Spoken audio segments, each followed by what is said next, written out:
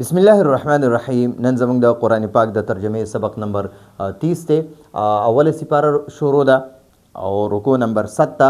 نن به انشاءالله موږ 60 نمبر آیات وایو، 80 نمبر آیات به وایو، صرف یو آیات به وایو انشاءالله.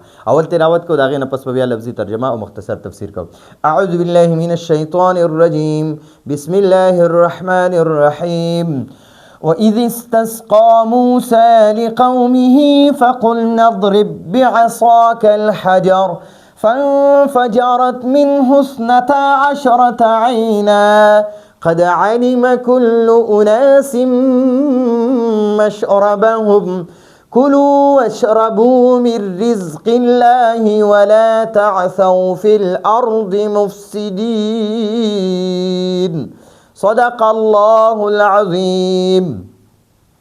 و اذ استسقى، نو دلته اس چې کلم راځي د هغې نه مخکې به تاسو اذکر محذوف روباسئ. اذکر دا دغه ده د امر صیغه ده. اذکرو دلته کې ورسره تاسو یا اذکرو وایئ، تاسو یاد کئ. اذ هر کله چې وذکرو او تاسو یاد کئ، وذکرو او تاسو یاد کئ. اذ کله چې استسقا یستسقي، استسقا د باب استفعال نه دی، د معنی د یو څیز طلب کول. دیکھم د باب استفعال نه چې باب استفعال معنی دی کې یو څیز غوښتل دي، نو سقیا معنی را دلته کې مطلب دی طلب السقیا، یعنی خړوبې کول غوښتل، یعنی اوبه کول غوښتل. نو دلته مراد دی اوبه غوښتلې. نو اذ استسقى دا بنی اسرائیل چې کله په میدان تیه کې وکنه، اول د دغه لږه مختصر غونته واقعه واورئ. میدان تیه کې په دې باندې الله سبحانه وتعالی ډیر زیات انعامات وکړه. دوی وی مونږ وګیو، الله پاک ورله د خوراک د لپاره من او سلوا رالیږل. من د آیس کریم په شان یا د حلوا په شان خوږ او د پیو نه زیات سپین او د شاتو نه زیات خوږ. دا به یو قسمه رزق الله پاک دی له سهار وختي کې، لکه څنګه چې دا شبنم یا مونږ ورته دغه وایو دا پرخه وایو، دا چې څنګه راغورځېږي په پاڼو باندې او په ګیاګانو باندې او په کاڼو باندې په هر څه باندې راپرېوځي. نو دغه شانتې به دا من چې دی، من که نه د خوږه حلوا غونته به وه یا د آیس کریم په شانتې خوږ څیز به و، د پیو نه سپین او د شاتو نه زیات به خواږه و. مفسرینو لیکلي، خصوصا تفسیر جلالین لیکلي او مفسر ابن کثیر هم لیکلی دي چې د پیو نه زیات سپین او د شاتو نه زیات خواږه. نو دوی به هغه خوړل، سار کې به صرف ځان له راغونډول په دې پاڼو باندې او په کاڼو وغیره په دې باندې به پراته وو. نو دوی به راغونډول، هغه به یې خوړل. نو شپږ لکه نه زیات د بني اسرائیلو، نو دوی به هغه خوراک کولو. او مړزان نه دي، سلوا مړزانو ته وایي، دا به ډېر زیات خوړل. نو دا سلوا چې ده که نه، دا مړزانو دا غوښه دا ډېره زیاته ګرمه ده، چې څوک یې وخوري هغه ته تنده ډېره زیاته لګي. نو بني اسرائیلو ته بیا تنده ولګېده. چې تنده ورته ولګېده، موسی علیه السلام ته ووي چې موسی علیه السلام موږ دپاره د الله نه دعا وغواړه چې موږ له د اوبو انتظام وکړي.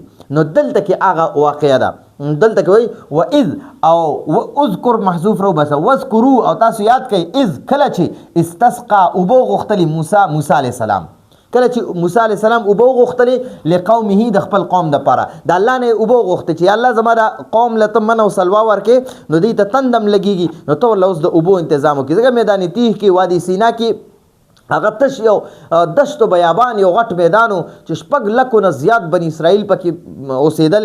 او د 12 قبیلې وې، 12 قبیلې د یعقوب علیه السلام 12 زامنو. نو د هر یو زوی نه الله سبحانه وتعالی یو غټه قبیله جوړه کړې وه، او د هرې قبیلې به یو غټ سردار و. دلته کې موسی علیه السلام ته بیا د بني اسرائیل ووي چې یاره مونږ دا مړزانو غوښه خورو، دا ډېره ګرمه ده، ته په مونږ له اوس د اوبو انتظام وکړه. ځکه د دشت و بیابان کې میدان تیه دی، وادي سینا کې خو بالکل اډول اوبه شته دی نه، نو موږ له د اوبو انتظام وکړه، د الله نه راله اوبه وغواړه. نو دلته کې اوس وایي وإذ او وذکرو، تاسو یاد کړئ. اذ کله چې استسقا اوبه وغوښتلې موسی علیه السلام. استسقا یستسقي، استسقا معنی را غوښتل، طلب السقیا اوبه غوښتل. نو دلته دا د فعل ماضي اوله صیغه ده، د فعل ماضي اوله صیغه ده د باب استفعال.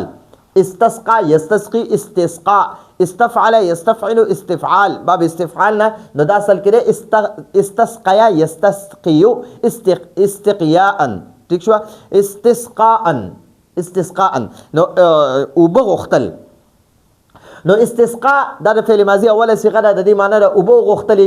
موسی علیه السلام، نو فاعل موسی علیه السلام دی.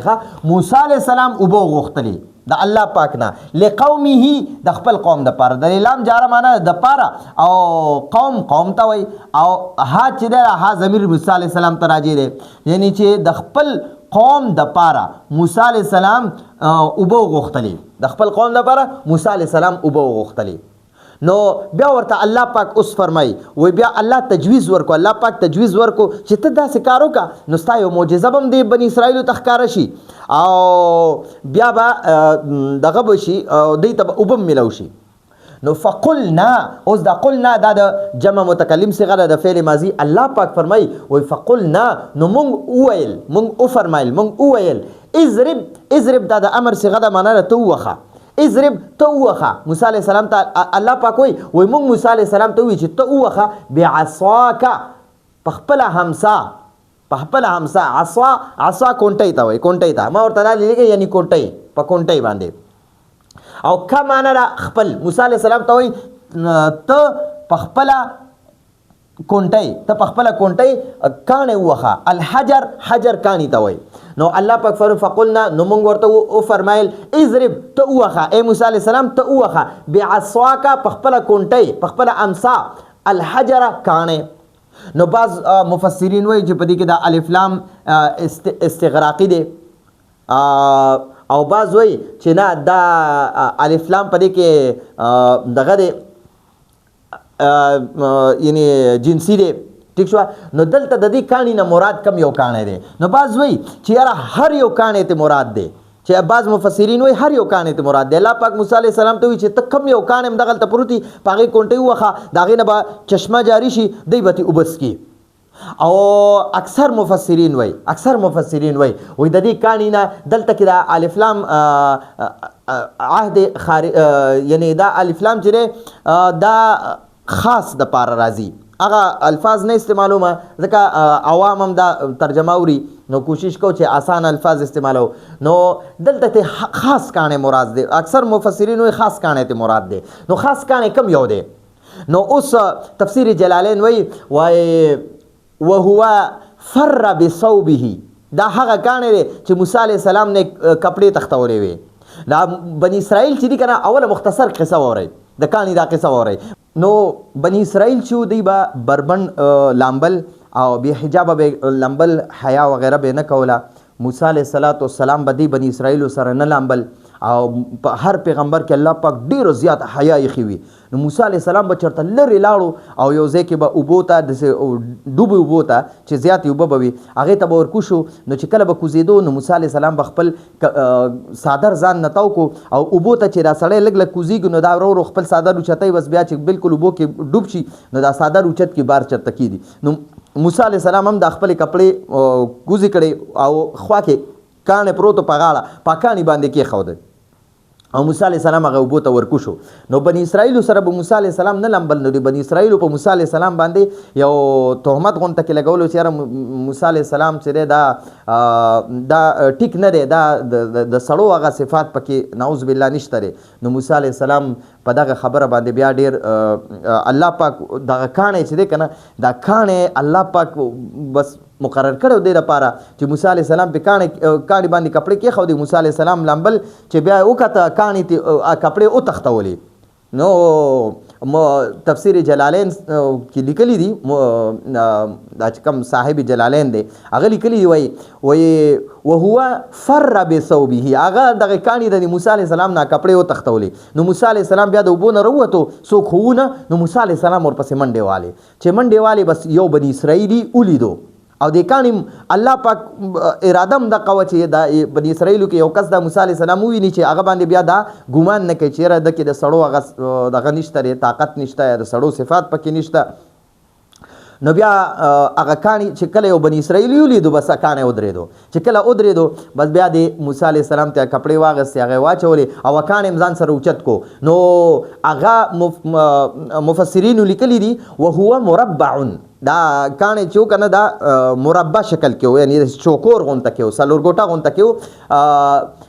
بیا لیکلی دي وایي کرأس رجل د سړي د سر په شانتي وو لکه داسې باندې او داسې باندې مو داسې کنه نو څلور ګوټه غونته کې کاڼی او سپک او تک سپین کاڼی سپکو او موسی علیه السلام بس ځان سره باغه ګرځو نو چې کله به بني اسرائیلو ته تنده ولګېده بس هغه کونټۍ به په کاڼي وواله نو د هغې نه به فانفجرت نو روانې به شوې فانفجرت یعنی انشقت وسالت یعنی هغه به وشلېدو او هغې نه به روانې شوې منه د هغې کاڼي نه من الحجر نو بیا دلته کې د هغې حجر په ځای باندې ها ضمیر راوړی نو منه د هغې کاڼي نه اثنتا عشرته 12 عینا چینې چشمې 12 چینې به ترې روانې شوې ٹھیک شو جی نو دلته کې 12 خاص کړي ولې دي ځکه چې دا بني اسرائیل 12 قبیلې وي 12 قبیلې او هر قبیلې د پاره الله جل جلاله یو چشمه مقرر کړه او هر یو قبیله به دغه چشمې نسکي دغه چینې نه به وبس کوي د دې بل کس د چینې نه بنس کوي نو هر قبیلې د پاره الله خپل چینه مقرر کړه نو دلته کې اوس وی فقلنا ضرب بعصاك الحجر فقلنا الله پاک فرمایي مونږ ویل موسی علیه السلام ته اضرب توخه بعصاك خپل امسا الحجر پکانی باندې نو د دې نه بعض مفسرین وایي چې عام کانه ته مراد دی هر یو کانه ته مراد دی چې په کم کانی باندې دغه والا کونټي والا موسی علیه السلام نو هغه نه چشمه جاری شو او بعض مفسرین وایي چې نه د دې کانی نه مراد خاص کانه دی چې موسی علیه السلام نے کپڑے تختولې وي او چوکور شکل کې وي تک سپین مکمل سپین کانه به لکه د پيو په شانتي او هغه بس پکو موسی علیه السلام بزان سره ګرځاو ابه زکه ګرځاو چیرې دا کانه به زما په کار راشي نو او حضرت ابن عباس رضی الله عنه فرمای وای دا کانه چې دا یو خاص قسمه کانه موسی ابراهیم دا آدم علی السلام چې د جنت نه الله پاک را کوزول دا کانه ځان سره را کوز کړو او بیا آدم علی السلام بیا حضرت شیس علی السلام لور کړو بیا نوح علی السلام لور کړو بیا نوح علی السلام شعیب علی السلام لور کړو شعیب علی السلام بیا موسی علی السلام لور کړو ځکه چې د شعیب علی السلام لور په موسی علی السلام واده او موسی علی السلام بیا لس کاله د شعیب علی السلام سره وخت تیر کړو چیرې ولا سره ولې وي نو موسی علی السلام لبیا دغه شعیب علی السلام دغه ور کړو دا کانه ور کړو نو دینه هغه کانه مراد دی نو بیا فنفجرت دا اصل کې انفجرت خو مخ کې ترافا او لګیلا نو د حمزه غ حرکت بیان ویل کېږي دا فنفجرت دا فعل ماضی سلورم صيغه د واحد مؤنث غائب صيغه فنفجرت نو روان شوي فنفجرت یعنی انشقت اوشلدو وسالت او روان شوي منه د هغه کانینا 12 معنا 12 عینا چشمه چینی د وبو د چینی ته روان شوي 12 چینی د هغې نه بیا روانې شوې نو کاڼي کې چې دی الله پاک د کاڼي نه دغه چشمې جاری کړي نو دلته بني اسرائیلو ته الله سبحانه وتعالی د موسی علیه السلام یو معجزه مښودله چې دا وګوره زما په قدرت سره دا وګوره د بني اسرائیلو دپاره د موسی علیه السلام په کونټۍ باندې د الله په فضل سره دا کاڼو نه اوبه راووتلې نو دلته کې ته مراد د الله یو معجزه الله پاک خپل یو قدرت ظاهر کو د موسی علیه السلام په لاس باندې نو چې کله الله پاک خپل قدرت د یو پیغمبر په لاس جاری کی کنه نو دې ته معجزه وای لکه څنګه نبی علیہ الصلوۃ والسلام حضرت عبد الله ابن مسعود رضی الله عنه فرمایي یو سفر کې موږ نبی علیہ السلام سره روانو موږ سره اوبه ختم شوي نو ټول صحابه نبی علیہ السلام ته عرض وکړ چې یا رسول الله موږ سره اوبه ختم شوي نو نبی علیہ الصلوۃ والسلام ورته فرمایل تاسو وګورئ کړه چا په لوخي کې لګي غونته وبم وی راوړی رااله نو د یو صحابي په لوخي کې لګي اوبه ور سره پاتې وي نبی علیہ السلام په هغه کې لاس کې خود او هغه لاس کې خودلو چې د هغې نه چشمې جاری شولې او حضرت ابن مسعود رضی الله عنه فرمایي وما په خپل سترګو باندې ولیده چې د هغې د 15 واړو ګوتو نه چشمې داسې تیزۍ سره روانې وي موږ ټولو صحابه اومس کلي خپل لوښ هم ترې ډک کړه او په هغې باندې خپل اودسونه مو کړه ځانونه هم پرې یخ کړه او بیا وایي نبي علیه السلام لاس اوچت کړه دا چشمې ودرېدې نو دا د الله یو قدرت وي چې د خپل پیغمبر په لاس باندې هغه قدرت ظاهر کی نو دې ته معجزه وایي نو دلته د موسی علیه السلام یو معجزه الله پاک بني اسرائیلو ته ظاهره کړه ښودله نو دل 12 چشمې ورته الله جاری کړي قد علما قد معنا یقینا بشک علما او پیجندلې کل اناس هر قوم هر قبیله قوم یا قبیله هر قوم هر قبیله هر قوم یا هر قبیله نو 12 قبیله وي او 12 چشمه ورته الله پاک جاری کی. مشرب دا اسم ظرف ته، اسم ظرف او د دې معنی د سکلو زه لکه اوس مشرب اوس دغه شانته اے دا د مشرب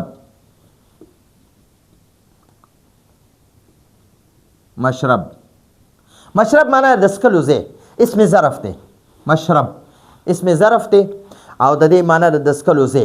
نو خپل د سکلو زه هر قوم خپل د سکلو زه یعنی خپل چشمه او پیجندله، هر یو قوم خپل چشمه او پیجندله. اوس ورته الله پاک فرمای کلو تاسو خورئ من او سلوا، کلو المن والسلوا. دا من او سلوا خورئ. من هغه د آیس کریم په شان خوږه حلوا د پیونه سپینه او د شاتونه خوږه دغه خورئ، او سلوا د مرزانو په شانتې مارغانو هغه خورئ. وشربو او د دغه چشمو نسکئ، وشربو او دغه چشمې نسکئ. نو دا کلو چې دی دا هم د امر صیغه ده، تاسو خورئ دغه من او سلوا خورئ. وشربو دا اشربو چې دی دا هم د امر صیغه ده، تاسو سکئ. نو دلته کې به مونږ یو ځل تاسو ولیکو او د بل ځای سره به نه لیکو. نو کلو تاسو خورئ، وشربو او سکئ من رزق الله. دا من حرف جر دی او رزق مضاف دی او لفظ الله مضاف الیه دی. نو دا مضاف الیه معنی به اول کو، بیا به د مضاف معنی کو او بیا به د حرف جر معنی کو. نو مونږ به من رزق الله معنی به د الټا نه کو، د الله د رزق نه کلو تاسو خورئ، وشربو او سکئ من رزق الله د الله د رزق نه خوراک او سکاک ارس کوئ. ولا تعصوا او مګرځئ یعنی سرکشي مکوئ فی الارض. نو دا فا حرف جر دی او الارض مجرور دی. نو موږ به اول د مجرور معنی کو، وروسته به د حرف جر معنی کو. نو موږ به داسې معنی وکړو ښه ځمکه کې. نو د فی معنی ما مخکې لیکلې کې او د ارض معنی مې لیکلې ځمکه، خو ترجمه چې بیا فی الارض ترجمه به داسې کوئ ځمکه کې. ٹھیک شو. ها دا سعیه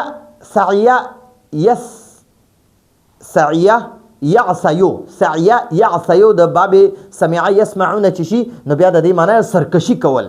نو تعصوا دا د نهي صيغه ده، د جمع نهي چې حکم دی پکې، نهي صيغه ده، جمع مذکر. ها دا جمع مذکر ده.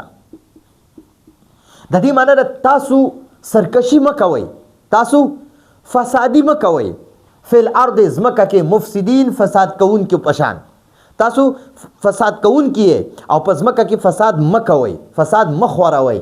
نو دلته ورته الله پاک وایي نو موږ هغه زموږ د متل کې دا مشران کنه وایي ماړه خېټه فارسی وایي، ماړه خېټه فارسی وایي. دا د چیلې بچی چې کله ماړه شي کنه نو بیا پر ارسیز باندې ورخیږي او ټوپونه وخی. دغه شانتي دا انسانانو چې الله پاک ډیر زیات رزق او ډیر نعمتونه ورکي نو بیا د الله ناشکری کوي، د الله نافرمانی کوي. نو دلته ورته الله پاک فرمای چې تاسو خو منو سلوام خورئ او دغه کانی نه چې کوم چشمه جاری شوی دغه مسکئ، دغه نو بم سکئ. د الله رزق ټول استعمالوي، د الله رزق خورئ او سکئ. خو اوس ګوره تاسو به نافرمانی نه کوئ. نو دوی به بیا د هغې نه باوجود هم نافرمانی کوله چې موسی علیه السلام ورته وفرمیل راځئ چې قوم عمالقه سره جهاد کو. نو ورته وایي فاذهب انت وربک فقاتلا ان هاهنا قاعدون. ته اوس تا خدای ځئ قتل کوئ، جهاد کوئ او موږ به چې دی دلته کې ناست یو. نو جهاد چې دی دا د مؤمن شیوه د شیوه چې کلم یو قوم جهاد کوي هغه به الله کلم نه مغلوبه کوي. نو موږ جهاد پرېښی ځکه خودن وال خورو. نو جهاد چې دی که نه موسی علیه السلام ته دغه بني اسرائیل وایي ته اوس تا خدای ځئ جهاد وکئ او موږ به دلته ان هاهنا قاعدون، موږ به دلته کې ناست یو. نو یو خو دا نافرماني وکړه. بل ګورئ چې موسی علیه السلام لاړو کوه طور ته نو دوی ځان لسخې جوړ کو، سامري ولا جوړ کو او دوی د هغې عبادت شروع کو. نور بیا داسې ډېر د الله نافرماني وکړه. د دې نه مخکې آیات کې تیر شو چې کله دی ته بیا الله پاک حکم وکړو چې تاسو ودخلوا الباب سجدا، تاسو د اریحه دروازه باندې داخليږئ نو عاجزۍ سره داخل شئ. نو دی د سجدن نه مراد بیا دی هغه استهزاء واغسته، ټوکه غونته کې وکړه. نو دی به کوناټي راخکل او په دروازه نه نوتل او مسخرې به کولې چې الله پاک ورته قولوا حطوة، تاسو حطوة وایي یعنی مونږ معاف کا، مونږ معاف کا، توبه کو، مونږ توبه کو، مونږ معاف کا. نو دی به وی حنطة فی شعرة یا حبة فی شعرة، چې مونږه خوشو سره غنم غواړو خوشو سره غنم غواړو نو حتوتن په ځای باندې دی به حنتوتن وي نو دوی دغه فبدل الذین ظلموا قولا غیر الذي قیل لهم نو بیا په الله پاک عذاب نازل کو نو کلم چې انسان د الله نعمتونه ډیر استعمالي او الله ډیر نعمتونه ورکي ډیر مال دولت ورکي اوس د خلکو چې الله پاک ډیر مال دولت ورکي نو هغه اکثر خلک د الله فرمان برداری کوي د الله شکر ادا کوي چې الله مونږ اسم نو تار الله دونه هر سره کړ او ډیر خلک بیا د الله دغه رزق نه د الله غا وسعت نه د الله د ډیر مال دولت ورکول نه غلطه فائدہ واخلي عقد الله نعمت الله چې کوم مال دولت ورکړي وي هغه بیا په شرابو کبابو په بدکارۍ باندې په قتل و غارت باندې او په فسادونو باندې په دغه باندې بیا استعمالي نو الله پاک دی ته مو فرمایل چې کلو تاسو دا من او سلوا خورئ واشربو او دغه قانون چې کوم چشمه جاری شوی د دین اسکی بیر رزق الله د الله رزق ته دا دغه نه خورئ اسکی ولا تعصوا او سرکشي مکوئ فی الارض زمکه کې مفسدین فساد کوونکی چې تاسو په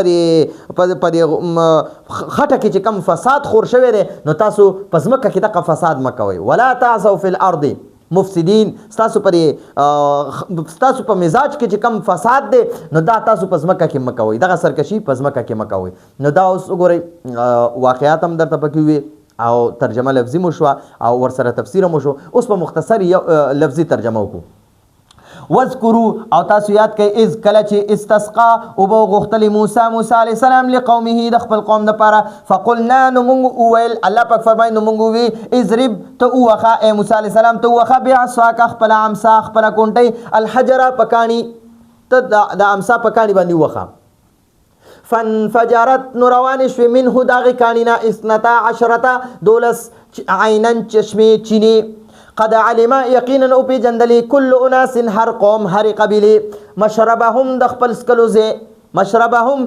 سکلوزه کلو تاسو خوري المن والسلوى د من او سلوا خوري وشربوا او تاسو سکي من رزق الله د الله د رزق نه خوري او سکي ولا تعصوا او مگر زي یا سرکشي مکوي فل ارض پس مکه کې مفسدين فساد کوونکی نو دا زمونږه د نن ورځې درسو و اذ استسقى موسی نو واخله تر فی الارض مفسدین پورې او په مینس کې پکې زلزلم ډیره تیز رااله الله پاک دی او زمونږ ګناهونه معاف کړي دا زمونږ د نافرمانی د وجې د الله د خفګان علامات دي نو الله پاک دې مونږ معاف کړي او الله دې مونږ په قرآن باندې پوهه کړي نو دا زمونږ د نن ورځې درس راتلونکي درس په اجازه غواړو هذا هو المرام والله اعلم بحقیقة الكلام